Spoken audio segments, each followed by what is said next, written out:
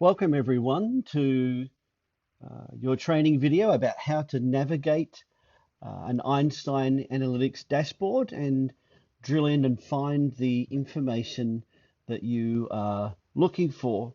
These videos are designed to be quite simple for users that are new to the Einstein Analytics platform. If you're after more advanced resources, please reach out to me through Twitter or LinkedIn. You'll notice on the right-hand side that we have an embedded Einstein Analytics dashboard. Now, the embedded dashboard on the homepage is great to get that quick overview of what's happening in your business or organization. But what we want to do today is drill into our data and do some analysis in the dashboard itself. So I'm going to just click on the Analytics tab.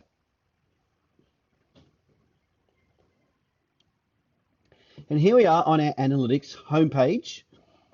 I could go to the particular dashboard that I want in the various apps that I'm looking for, and I can go in. Let's say if it's in the fundraising app, for example, I could look in there. But in this case, what I've got is I've actually favorited the dashboard that we're looking at, which today is the Segmentation Dashboard.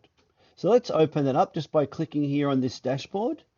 And by the way, you can tell it's a dashboard because it'll show there the type, whether it's an app, a dashboard, a lens, a data set. So let's open up this dashboard. And let me put this in full screen mode for you, which is by clicking on this button here. You can also use the shortcut P on your dashboard. So now we're in full screen or presentation mode, and I have my dashboard in front of me, and I can see these charts or what are called widgets here. And of course, these are all interactive and dynamic. What you need to notice as well is down the bottom is the very important table view. Now, the table view includes the individual records, and you'll notice that as you filter the dashboard or facet the dashboard, that the individual records, the list of records on here will change. And I'll show you how we use that in just a little while. Typically, on most dashboards, you'll have up the top some key metrics. Again, they will filter and facet as you select the areas of your dashboard. And what I'm doing, by the way, is I'm using these charts as a way of filtering my data. So I can simply click on an area of interest, whether that's a particular household. In this case, I'm interested in silver category givers that donated in July 2019, so I'll select there. But also what we can do, I'm going to just click on this Show Filters button. And now we can see some more information and some more tools for drilling down into our data. So we see what's called global filters up here. So for example, I could go in, if I want to select my category of givers, I can do it from that global filter.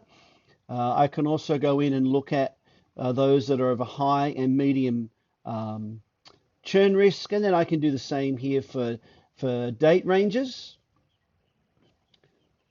or I can do the same here for a range of gifts. Let me just go up here. If I want to reset those filters, there's like what looks like an undo arrow here. So I'm going to click on that, and that'll take me back to my initial view of the dashboard. When it comes to these saved views, I will be demonstrating how to use those in another tutorial. So I would like to look at the donors that give to emergencies and are of high and medium value, because I want to add them to a campaign in Salesforce. So what I'm going to do, I know the donor type, so I'm going to select, in this case, emergency. And you see that that's filtered everything. I'm going to select medium and high donor value. And what you'll notice down here, now I have the individual records, the granular data, the detailed information represented by these visuals. And then I can go in here, and if I want to, I can action them one record at a time, or if I wish, I can go in and I can actually do a bulk action here, or I can add them as a group to that campaign in Salesforce. So let's also have a look at another way we could have achieved that same result. Instead of using these are called toggles, by the way. So you've got your filters and your toggles, just so we're talking the same language. But what I can also do, if I know I'm looking for emergency, I hover over there and I see emergency, and I want to look at high and medium value. So I've achieved the same result there. And again, in another video, I'll show you how to save views, because commonly what you might do is save that particular view, or you may, if we go to emergency again and high and medium, perhaps you want to share this dashboard with someone. And a really good way to do that, as long as they do have the correct security within Einstein Analytics, is purely just to share that link, the URL, which will give them access to your dashboard, or that particular filter view of the dashboard, so that your colleagues can collaborate with you. And there are various other ways that you can share and collaborate around analytics.